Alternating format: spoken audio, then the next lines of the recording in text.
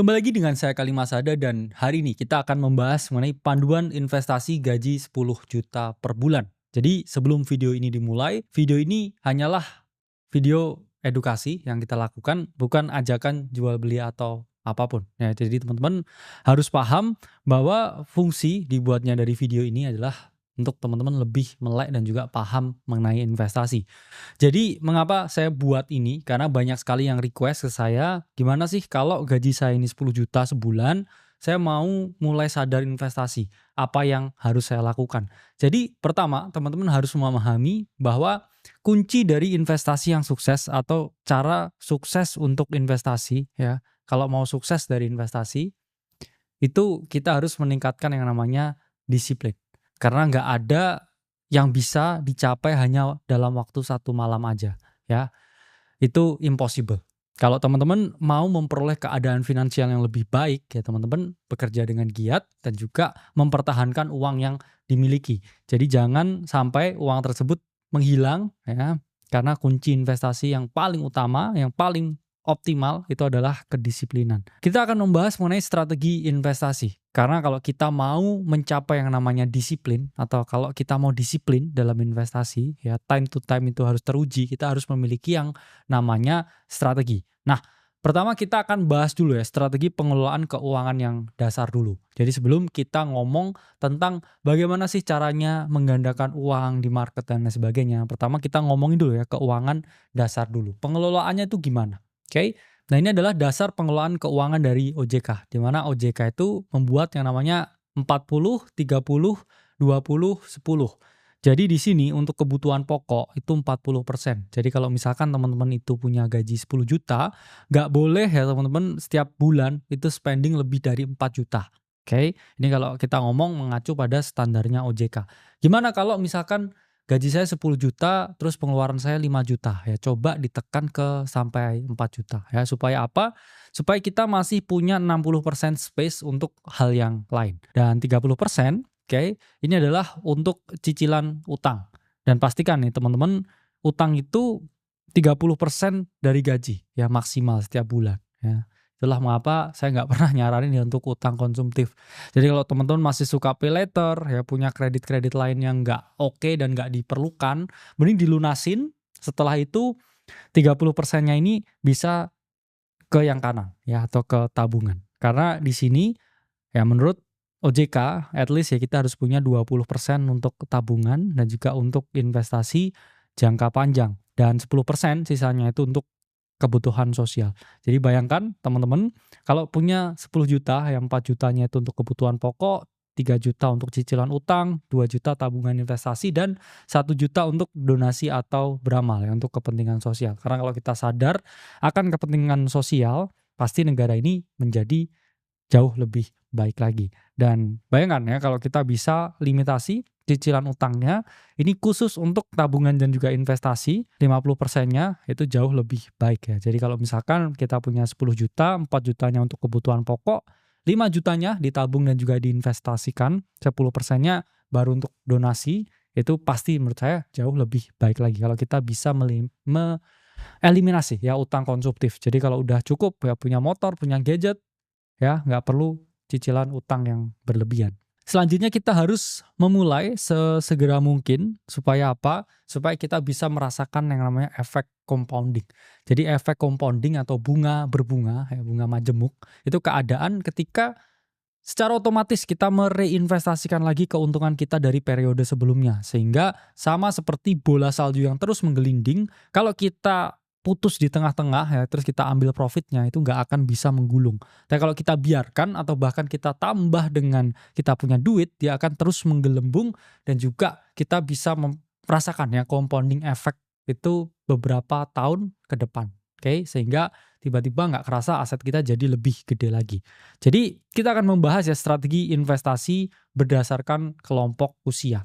Karena pertama ya ada mereka yang di usia remaja beranjak dewasa, ada yang dewasa, ada juga yang tua. Oke, ini pasti memiliki strategi yang berbeda-beda. Pertama, oke, usia 20-an. Apa sih struggle-nya? Ya, ini semua yang saya rasakan dulu. Pertama, menabung dana nikah. Saya dulu cukup punya duit, terus kemudian merogoh kocek ya ratusan juta ya dari saya pribadi, dan itu cukup berat ya waktu itu untuk menikah, oke. Kemudian uang muka ya rumah pertama, ya ini saya juga merasakan dulu ya kinda hard ya ratusan juta juga. Kemudian membeli kendaraan, ya ini juga ya mahal, oke. Dan melanjutkan pendidikan ya karena saya S1, S2, S3 ya di Indonesia nggak semahal itu, jadi saya nggak relate ya sama teman-teman yang di luar sana yang kayak kuliah di UK, di Aussie itu mahal sekali pasti ya, apalagi yang tidak beasiswa. Pasti ratusan juta ya nilai untuk kamu bayar ya kuliah di luar negeri. Dan ini struggle yang dialami orang di usia 20-an. Kalau di usia 30-an, apa struggle-nya? Ini mulai saya rasakan juga ya. Pertama, saya udah mulai cari ya space tinggal yang lebih besar. Kenapa? Karena anak saya udah mulai bisa jalan ya, dan concerning juga.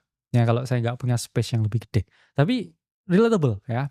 Kedua, dana pendidikan anak karena fokusnya sekarang jadi lebih ke anak ya. Dalam artian saya berpikir ya nanti anak saya sekolah di mana dan sebagainya. Itu udah mulai menjadi concern. Ya, kalau ketiga, dana pensiun sepertinya ya masih belum. Kenapa? Karena masih di usia produktif dan fokus saya ya di dua pertama, di anak. Dan selanjutnya 40-an plus, ya ini mungkin saya nggak relate ya, dana pensiun. Oke, pasti nanti akan mulai terfikir ketika 40-an. Selanjutnya utang besar KPR nggak ada, tapi teman-teman yang lain yang masih berjuang KPR di usia 40-an ini mungkin menjadi concern bahwa mereka ini mungkin ya sebelum di usia senja dan nanti meninggal dunia ini mereka nggak mau warisin ke legasinya itu malah utang yang besar. Jadi mungkin itu jadi pemikiran mereka. Dan selanjutnya orang 40-an pasti berpikir ya bukan hanya biaya sekolah anak tapi biaya pendidikan yang tinggi. Anak saya sekolah di mana ya, kuliah di mana ya, di luar negeri di mana ya, berapa setiap bulan spendingnya, ya itu pasti akan menjadi concern mereka. Kita akan ngomong ya jenis-jenis instrumen investasi yang konvensional. Oke, di sini saya akan menjelaskan beberapa instrumen investasi apa aja ya, karena investasi dan juga instrumen investasi itu dua hal yang berbeda ya. Investasi itu merupakan suatu aktivitas, instrumen investasi itu kendaraan apa yang kamu pakai. Pertama ada yang namanya reksadana. Oke, ini cocok kalau modal kamu relatif kecil dan juga kamu pemula, di mana ada yang namanya MI ya, atau manajer investasi. Mereka akan mengelola reksadana. Reksadana pun juga ada banyak ya, reksadana pasar uang, reksadana pasar saham, oke, reksadana pendapatan tetap dan lain sebagainya. Masing-masing memiliki ya prospektus return yang berbeda setiap tahunnya, juga risiko yang berbeda-beda pula. Ini paling cocok untuk pemula yang nggak ngerti market tapi pengen punya exposure ya, yang mengalahkan yang namanya risk free rate di market. Dan kedua, saham. Saham apalagi yang individual itu juga risikonya tinggi. Even kamu beli yang blue chip, the blue chip of the blue chip, it also has a risk. Kenapa? Karena saham itu volatilitasnya tinggi. Swing move-nya itu bisa puluhan persen setiap tahun. Jadi kalau kamu punya 100 juta, kamu investasikan ke saham lah yang paling blue chip itu tetap bisa drop sampai 30%. Yang mana berarti asetmu dari 100 juta itu bisa jadi tinggal di 70 juta aja. Tapi kalau kamu yakin dengan fundamentalnya dalam jangka panjang dan kamu percaya perusahaannya bagus, it will rise ya, it will rise, oke? Tapi ada ya yang namanya volatilitas yang mungkin terjadi. Selanjutnya emas, sekarang yang all time high lagi ya. Emas saya switching a lot of Bitcoin to gold ya, dengan 3 ya.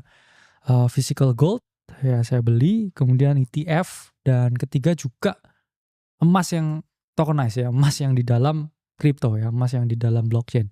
Jadi saya pun juga memecah risiko exposure emas saya, dan ini juga salah satu instrumen untuk lindung nilai ya. Jadi lebih ya udah puluhan persen ya, naiknya ya untuk portofolio emas saya di tahun ini, dan ini relatif stabil return ya untuk jangka panjang, apalagi dalam keadaan makro yang tidak menentu seperti sekarang. Dan ya mungkin orang tua kita ya, emak kita kadang outtrade kita ya, karena mereka ini kan setiap tahun sebelum-sebelumnya ini beli emas ya. Jadi kalau kamu invest saham, invest kripto, trading setiap hari, coba tanya emakmu setahun ini emasnya udah naik ya berapa. Kalau misalkan dia naik, oke, saya 50%.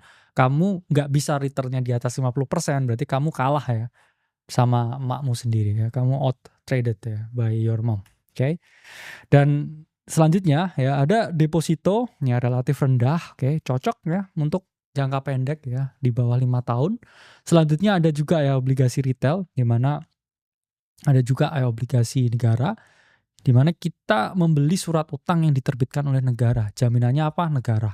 Probabilitas untuk tidak dibayar ya, atau default itu sangat kecil. Kenapa? Karena kita bergantung dalam negara. Selama negara ini masih ada ya, dan konstitusinya jelas, pasti akan dibayar ya, meskipun dia issuing another debt ya, atau utang baru untuk membayar utang yang lama.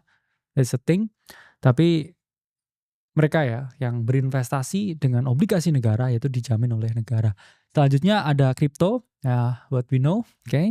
Udah running tahun ketiga bull market dari 2022 akhir. Maybe it will come to end soon. Jadi kita juga harus paham ya, risiko dari crypto juga relatif tinggi. Nah, selanjutnya what matters the most is diversification. Karena untuk saya pribadi ya, asetnya itu 3 ya. Saya itu nggak investasi di saham karena saya nggak punya expertise yang tinggi ya di sana. Ya mungkin Bro Timothy jauh lebih paham. The stock is not my thing. Mainly investment. Ya, saya pertama crypto, Bitcoin, oke, dengan segalanya. Dan kedua di gold, oke. Dan ya yang ketiga in USD ya. Kenapa? Karena saya juga merasa bahwa mata uang USD dalam jangka pendek ya. Berarti saya juga trade di mata uang ya. Almost no exposure to IDR. Kenapa? Karena saya believe in the short run ya, USD akan cenderung menguat ya daripada IDR. Itulah mengapa saya punya exposure di sana. Jadi cukup 3 ya diversifikasinya, dan I think it's very important. Meskipun di dalam kripto ya, kalau di breakdown lagi saya juga punya beberapa altcoin yang ada. Oke. Nah, gimana kita melihat ya target pertumbuhan yang realistis di Indonesia ini? Oke. Jadi pertama, kita harus paham bahwa ada yang namanya inflasi. Kalau sesuai data ya, inflasi itu rata-rata 2,9% sampai 3% setiap tahun. Jadi itu harus jadi benchmark. Kalau dalam 1 tahun keseluruhan asetmu gak bisa bertumbuh lebih dari 3%, itu artinya kamu dikalahkan inflasi. Artinya apa? Kamu jadi lebih miskin by system, by design, karena kamu gak bisa mengalahkan keadaan makro yang ada atau keadaan ekonomi ya, transaction di sekitar kamu. Jadi kamu harus bisa kalahin inflasi 3%, karena kalau enggak ya kamu akan 3% lebih miskin tahun ini ya. Tahun depan lagi nggak bisa ngalahin inflasi. Kalau tahun depan inflasinya 5% dan asetmu malah minus ya, kamu udah nggak bisa ngalahin inflasi, terus kamu juga memperoleh depresiasi dari nilai asetmu. Oke. Itulah mengapa ada deposito, ada pasar uang yang selalu didesain ya untuk mengalahkan inflasi.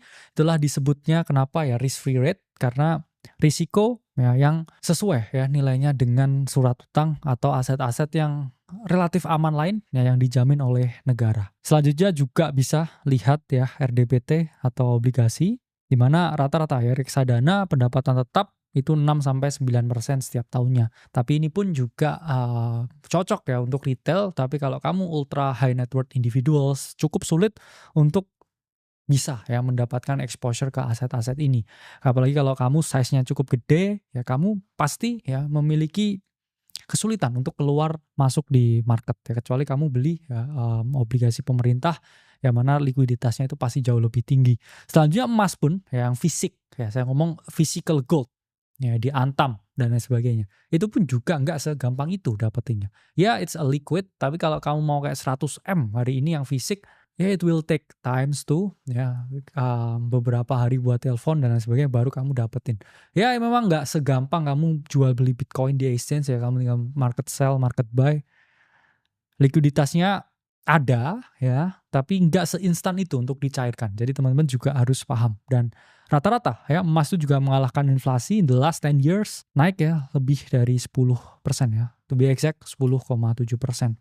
Selanjutnya ada reksadana saham ya, rata-rata return 8-10% setahun ya. Jadi kamu juga harus lihat benchmarking juga inflasi berapa, dan saya investasi di reksadana apa, is that outperforming inflation or not? Ya, itu juga harus menjadi pertanyaan yang kamu jawab sendiri ya. Kalau enggak bisa ngalahin, ya berarti kamu harus switching dan juga rubah ya ke aset-aset yang lain.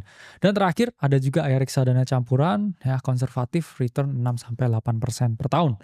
Selanjutnya, oke, yang realistis ada juga properti, tapi properti itu yang paling tidak liquid menurut saya dari semua aset kelas yang ada. Butuh biaya maintenance yang tinggi, pajaknya mahal, kalau kamu likuidasi propertimu sekarang, even it's a very good property, ya kayak rumah kos di tempat yang bagus banget, deket banget dengan kampus, deket ya belakang BINUS lah.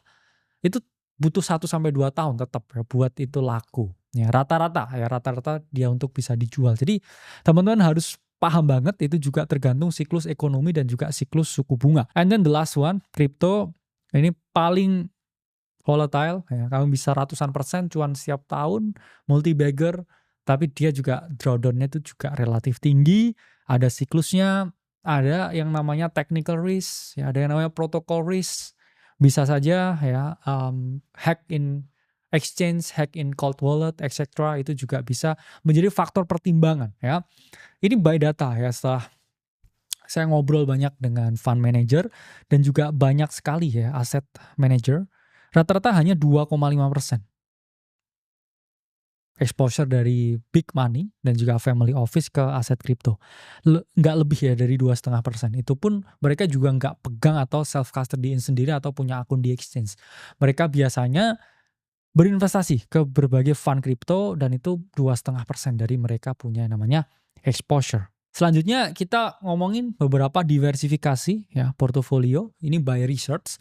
Dalam artian kita buat ini sesuai dengan keadaan orang di Indonesia. Mungkin nggak cocok juga dengan teman-teman. Nggak apa-apa kalau nggak mau diikutin. Ini hanya suatu simulasi untuk tujuan edukasi semata ya. Misalkan kamu di usia 20-an. Oke? Kamu udah mencapai yang namanya dana darurat. Terus kamu mau meningkatkan lagi ya potensi investasi ke dalam aset yang berisiko cukup tinggi. Di usia ini kamu sweet spot, belum banyak tanggungan, belum berkeluarga, mau belajar ke market. Ini kamu bisa melihat ya komposisi seperti ini. Misalkan 60% ya di saham, yang mana kita tahu sekarang stock market lagi koreksi di Indonesia. Bisa ya, kalau kamu punya 100 juta, bisa 60 jutanya exposure ke saham. Apa aja, kamu bisa fokus ke dalam sektor-sektor yang cukup long last ya selama 20 tahun. Entah itu sektor keuangan atau sektor energi ya. Ini juga ada juga yang 60%-nya ini kripto ya. It's your thing, ya, do your own thing. Obligasi exposure 20% untuk memberikan ya stabilitas ya, exposure ke gold, oke, 10%. Reksadana pasar uang 5%, kripto 5%. Nah, ini jadi bisa di switch ya, bisa kamu 60%-nya di kripto di sini, kemudian saham di sini 10%, ya, emas 10%, obligasi 20%. Karena apa? Karena obligasi dan juga ya saya ngomong aset yang lain itu juga equal to cash ya, dicairin mudah dan nggak sefluktuatif itu. Oke, dan ini untuk yang teman-teman di usia 20-an, oke, kalau kamu targetin aja 10-12% ya, compounding setiap tahun, dan kamu misalkan nabung konsisten setiap bulan, misalkan di sini 3 juta ya, selama 5 tahun ke depan, oke. Kalau 5 tahun ke depan yaitu ada 60 bulan, kalau kamu nabung dan juga menanam ya uang dalam investasimu 3 juta lah sebulan, dan total, ya ini kamu akan dapatkan 180 juta. Tapi kalau compounded ya 10% sampai 12% setahun dari 180 juta, ya ini bisa jadi 233 juta. Ya ini termasuk pertumbuhannya. Nah, kalau kamu bisa ya lebih jago ya 30%, 40%, of course ya angkanya itu jauh lebih besar. Tapi itu juga memiliki weight atau bobot resiko yang lebih besar juga. Nah, selanjutnya usia 30-an, oke. Di sini misalkan teman-teman udah punya dana darurat ya sampai 12 bulan ke depan. Kenapa? Ya karena kebutuhan lebih tinggi, ketidakpastian lebih tinggi. Saya saranin kalau teman-teman udah usia 30-an, itu dana daruratnya nggak cukup 6 bulan aja. Bisa sampai 12 bulan. Nah, bisa juga exposure sini ya relatif mirip ya 50% di saham. Mungkin ya blue chip dan lain sebagainya, karena banyak sekali ya orang-orang yang investasi di saham itu kebanyakan juga para milenial. Obligasi 25%, emas 15%, ya kripto 5%, pasar uang itu 5%. Jadi di sini teman-teman harus paham, oke. Strategi di usia 30-an itu menekankan ya keseimbangan, ya tetap tumbuh meskipun kalian ya mengurangi risiko yang relatif ekstrim. Oke, dan di sini kalau kamu grow-nya ya 8%, ya 9%, volatility yang moderat, dan kamu ya di dalam sini ya konsisten 3 juta pun ya setiap bulan di usia 30 tahun, itu kamu 10 tahun ke depan ya bisa dapat ya 480 juta ya. Kalau kamu konsisten. Ya ini dihitung ya compounding dengan komposisi yang dibuat tadi ya. Jadi bisa ditiru komposisinya dan setiap bulan ya dengan 3 jutanya itu dialokasikan ke sana.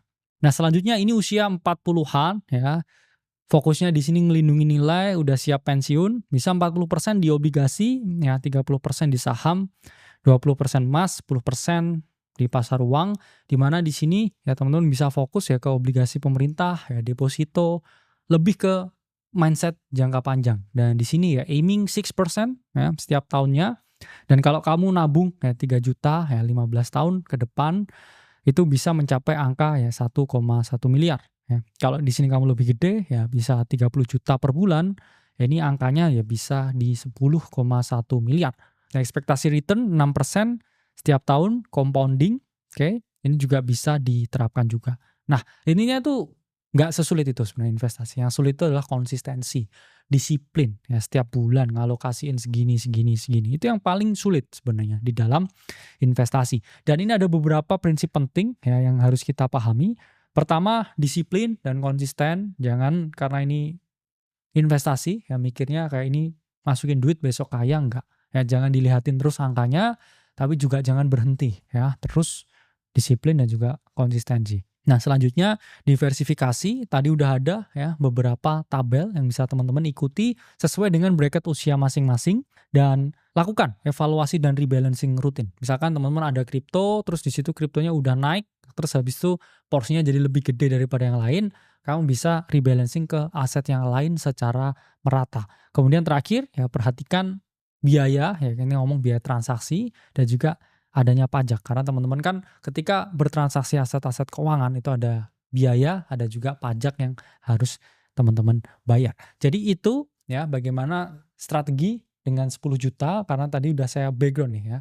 10 juta itu bisa untuk umur 20-an, 30-an, atau untuk teman-teman umur 40-an. Alokasinya seperti itu. Semoga video ini bermanfaat. Sampai jumpa di video selanjutnya.